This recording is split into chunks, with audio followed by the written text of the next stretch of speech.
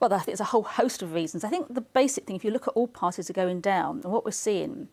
Tories have just gone up in this poll. Well, yeah, but if you look at what's happened over the last 2 or 3 years, everyone's sort of suffering here. I think the Liberal Democrats have benefited the most on Brexit. But I think there is an issue of people really not liking politicians. The basic trust in politicians at an all-time low. That's hitting us very hard. I do say we've confounded the polls a couple of times before, but I have to say I'd like to see the polls as doing better. But it's interesting, so you've got the Telegraph here.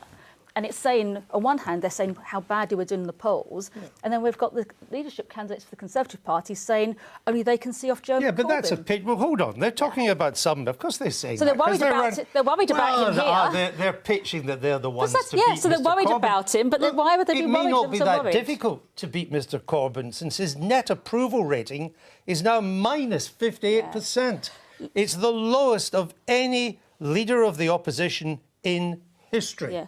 I think we've been hit by Brexit. We were badly squeezed in the EU elections, and that's partly a reflection of that. But we've got problems in our party that we have to address. But you're not addressing them. Well, we're trying to, and I think there's got to be far more of an emphasis on seeing what's gone wrong. I think for all politicians, my advice would be listen more and talk a little bit less. You lost only 43% of people who voted Labour in 2017 are now saying they'll do so this time. 28% to the Lib Dems. 15% to the Greens, 10% to Brexit. You're hemorrhaging votes on all fronts. Yeah, and I think it's recoverable, but I think it's a very difficult position we're in at the moment, and we saw it at the most in the European elections.